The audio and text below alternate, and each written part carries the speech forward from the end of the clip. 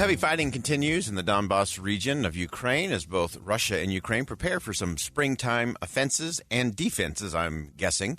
But they were coming to a very interesting moment of choice for Vladimir. Really pleased to have joining us on the program once again Jonathan Sweet, a retired Army colonel, served 30 years as a military intelligence officer. And Colonel Sweet, welcome back to the program. You wrote a great piece in The Hill today that is talking about something that isn't getting a lot of coverage. And that is that Vladimir Putin is going to have to make some very strategic choices. And I love the way you framed it. It's either becoming the Al Capone or Peter the Great. Describe that for our listeners. Well, thanks for having me back on the show, Boyd. I appreciate the opportunity. Mark and I spent a good amount of time working on this. It really just came down to taking a look at decisions. And I think the one decision that is driving this is, as we described in the article, is the natural resources that sit underneath the Donbass. It's enticing. It's valuable. And it's a reason. It's an underlying reason for securing the region. He's pretty much drawn a red line in Crimea, and I think he believes that Ukraine and NATO will abide by that red line to be able to focus his forces up in the Donbass to maintain possession. I also think he thinks that as time plays out that the West will eventually come around to the negotiated settlement, which will be able to keep that region and exploit it later. Yeah, and that's such an interesting choice, I think, in terms of Vladimir Putin as he tries to figure out and describe that a little bit for us in terms of kind of all of the natural resources that are in that Donbass region versus really having control of the waterways on the Black Sea. Describe that for us and then what that's going to look like in terms of how Vladimir Putin moves forward. Well, I think he thinks he gets both. I think by default he thinks he has Crimea and he retains possession of Crimea. But by retaining possession of the Donbass, he has access to upwards of 1.1 trillion cubic meters of liquid natural gas that he can exploit and export. And one of his courses of action is the alliance or a business partnership with Turkey in which they would build a regional hub for distribution of that liquid natural gas globally. He's pretty fixated, I believe, on the opportunities that provides him and his support network in Moscow. He needs the oligarchs in this case to keep him afloat, and they need him for revenue. Yeah, and that's such an interesting thing in terms of making sure that plays out. So walk us through now. So what's the strategy from Ukraine's standpoint in terms of, is there a way to exploit the fact, as you said, that Vladimir Putin seems fixated on executing both of these? What does that mean in terms of Ukraine and their defense and trying to push Russia really out of both of those places? Yeah, I think particularly in the Donbass, Ukraine continues to do what they're doing. They're holding, they're giving terrain, but they are inflicting enormous casualties on the Russian forces. I mean, it's upwards of 40,000 casualties, at least according to Kiev Independent and other sources, since the 1st of January. So it's bend, don't break.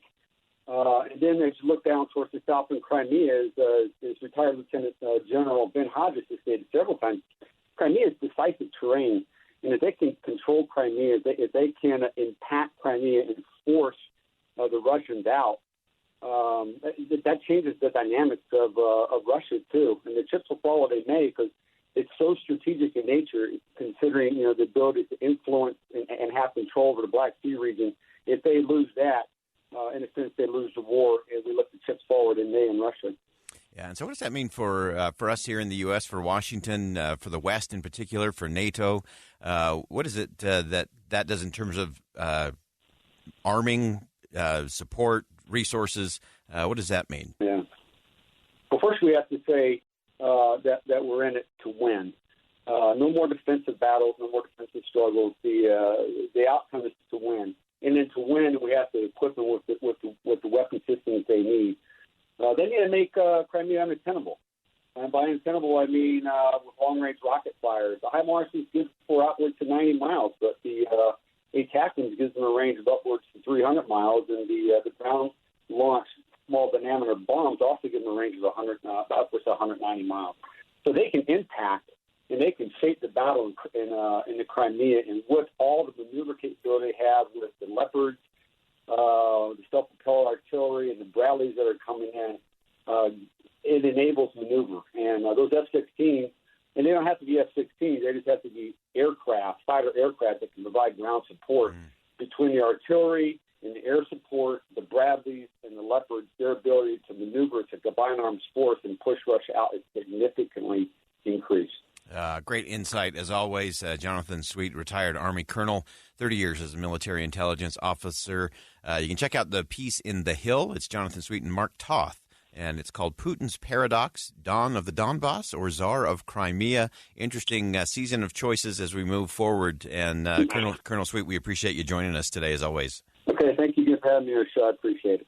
All right. Again, that's retired Army Colonel Jonathan Sweet, and he and his partner Mark Toth have really done some great thinking, strategic thinking in terms of what's happening in Ukraine, what Russia is doing and not doing.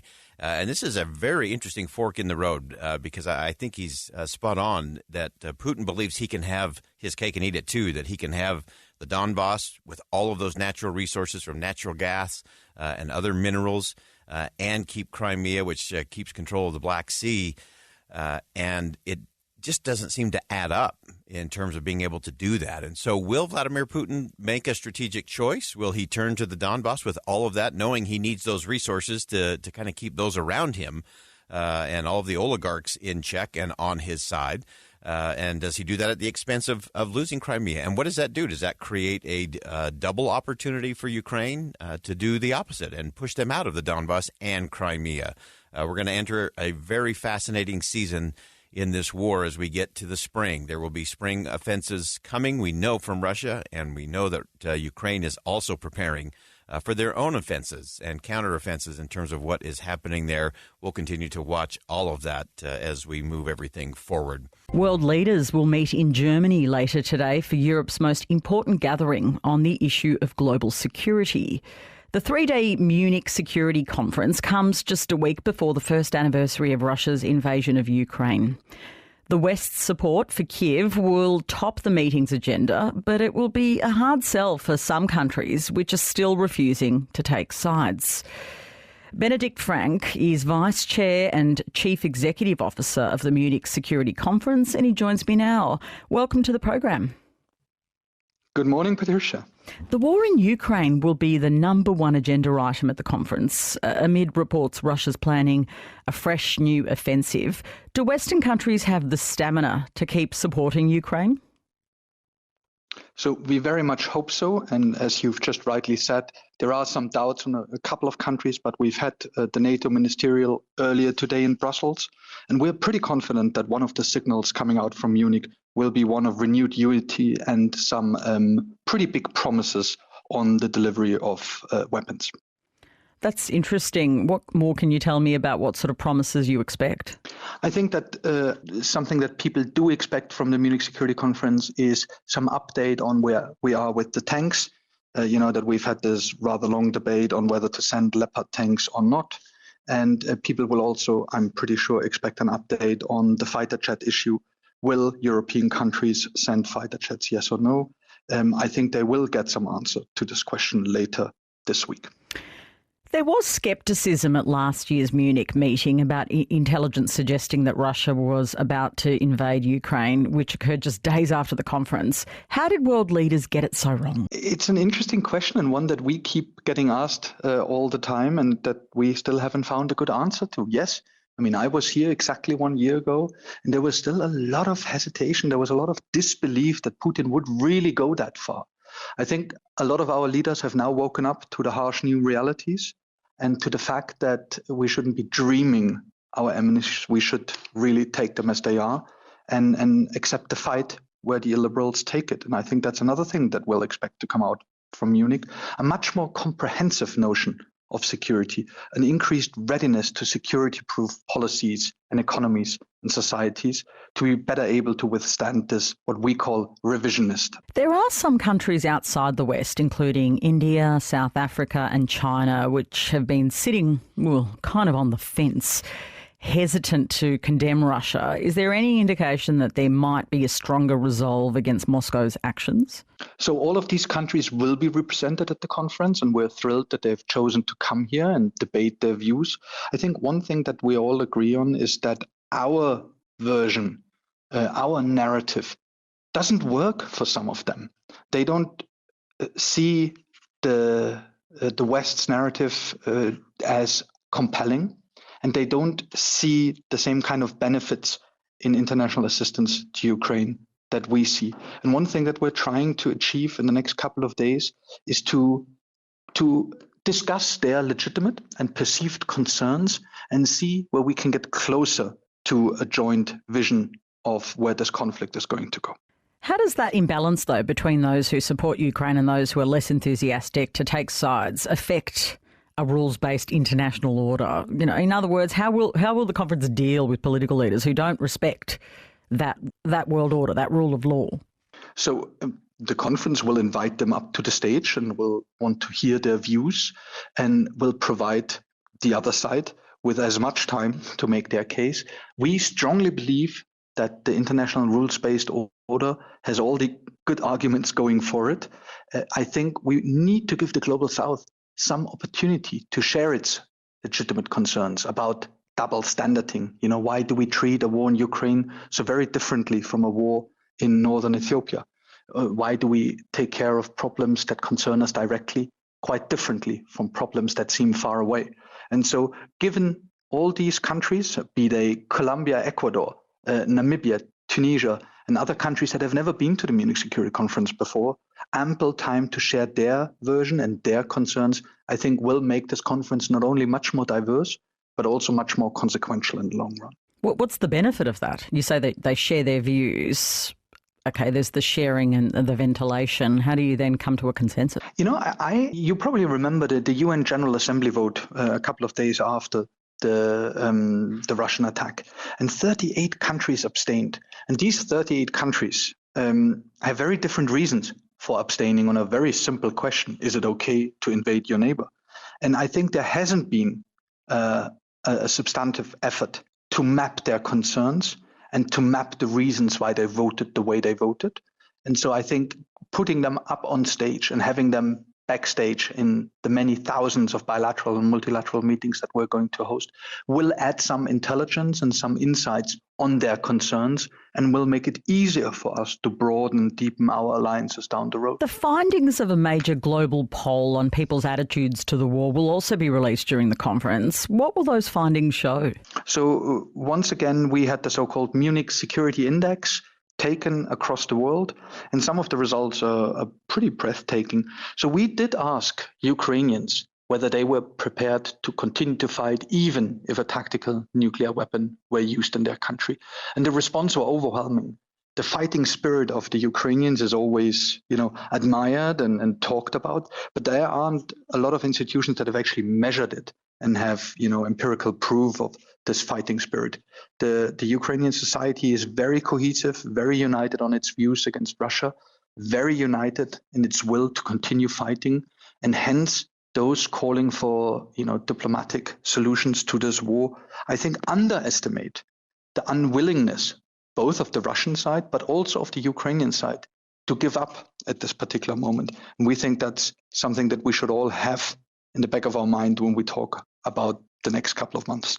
That's really interesting. So did that, there was a certain expectation that they would respond this way. Was it even stronger than you assumed? A lot stronger. So we're talking about close to 95%. And that seems very strong. And yes, of course, what are people supposed to say in a poll when you asked how are you going to respond to a nuclear weapon? They will all continue to fight, is what we expected, but not to the extent that we have seen. We have also asked a few control questions, and they seem to lend additional credibility to this. We've also reached out across the world to other countries. How far are they willing to go to support Ukraine? And what we've seen, particularly in Europe, is a much greater willingness within the population to support Ukraine that you would expect from the media coverage right now. Just finally, the current tensions between the US and China will obviously be a big issue at the conference after Washington shot down an alleged Chinese spy balloon. China's top diplomat Wang Yi will be at Munich, as well as the US Vice President Kamala Harris. Will there be talks on the sidelines of the meeting between Washington and Beijing? So there will definitely be talks, and we're thrilled that once again people are coming to Munich to use the Munich platform to have such debates. We believe that the Secretary of State, Antony Blinken, and Wang Yi the state counselor from China, will meet on Saturday. And as a conference, we'll do everything to facilitate, because that's really what we're here for. Really interesting conversation. I really appreciate your time this morning. Thank you. For 358 days, Ukraine defends itself against the Russian invasion. President Volodymyr Zelensky believes that the Russian offensive in Ukraine's east that everyone anticipated has already started, reports Ukrainska Pravda. In an interview with BBC, the president said that Russian attacks are already happening from several directions. He thinks that Ukrainian troops may further resist the Russian offensive until the former are able to launch a counteroffensive. At the same time, it should be noted that Zelensky had previously emphasized that Russia did not stop active hostilities in Ukraine's east. Thus, he believes that the Russian offensive in the country's east never really stopped. The president also ruled out Ukraine giving up any territory in a potential peace deal with Russia. In his evening video address, Volodymyr Zelensky informed that he held a meeting of the staff with all the commanders of the operational directions. They discussed the supply of weapons, ammunition, training of the military, the enemy's plans and capabilities, the potential of the Ukrainian response. According to Zelensky, keeping the situation at the front line under control and preparing for any escalation steps of the enemy is a priority for the near future. Secretary of the National Security and Defense Council of Ukraine, Oleksiy Danilov, said that the Kremlin is working on a Plan B on Ukraine after the failure to capture the entire country, reports Radio Liberty. In an interview with BBC, Danilov said that proposals for the plan will be prepared by Viktor Medvedchuk, a pro-Russian Ukrainian politician whose daughter's godfather is Russian President Vladimir Putin. According to Danilov, Russia's aim is to create second Ukraine to implement what is called the Korean option of dividing the state. The secretary believes that Russia will do everything in the near future to completely occupy Donetsk and Lugansk oblasts along with the land corridor to Crimea and then implement this idea of dividing Ukraine. We would really appreciate if you could recommend us to your friends and family, as well as share information on social media.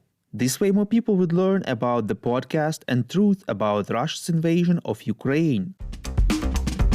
Israeli Foreign Minister Eli Cohen visited Ukraine yesterday, reports Interfax Ukraine. This is the first visit by an Israeli high-ranking official to Ukraine since the start of a full-scale Russian invasion. He met Ukraine's President Volodymyr Zelensky, Foreign Minister Dmytro Kuleba, and visited the liberated city of Bucha, Kyiv region. Cohen announced that Israel intends to provide loan guarantees of up to $200 million for the implementation of healthcare and civil infrastructure projects in Ukraine. He reminded that Israel provides humanitarian aid to Ukraine and will help Kyiv to develop a smart early warning system about missile attacks.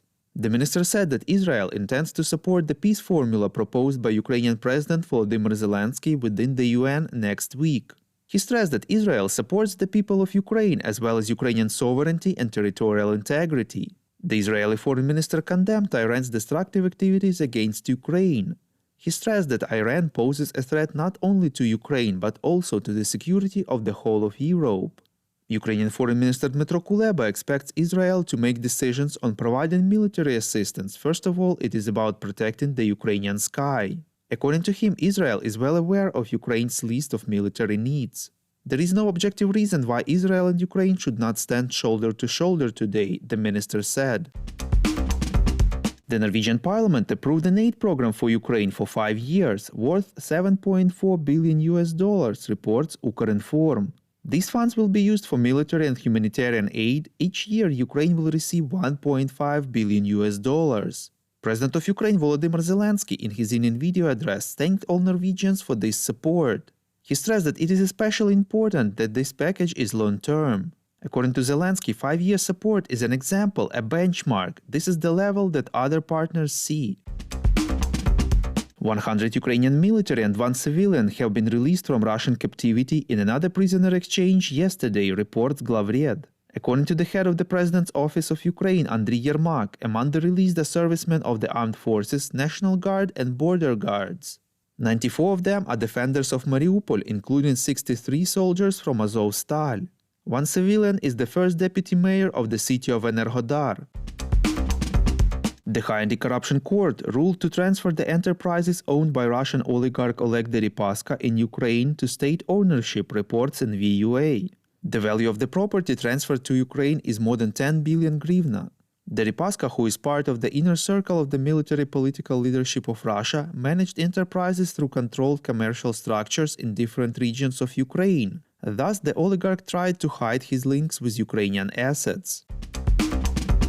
The European Bank for Reconstruction and Development has substantially downgraded its forecast for the growth of the Ukrainian economy in 2023 from 8% to just 1%, reports Ekonomichna Pravda. According to the bank, unless there is a significant strategic change on the ground, growth in Ukraine's GDP in 2024 is likely to be sluggish but positive at least, at about 3%. American actor Leonardo DiCaprio made a donation to the Olena Zelenska Foundation. His funds will be used to help Ukrainian children, reports TSN-UA. The press service of the foundation thanked the actor. The foundation supports family-type orphanages in Ukraine where kids grow up in a genuine family atmosphere and coordinates its efforts with the government so that no kids know the orphanhood. If you like what we do and would like to tip us, you can now do so directly to our PayPal. Check out the link in the description to this episode for more details.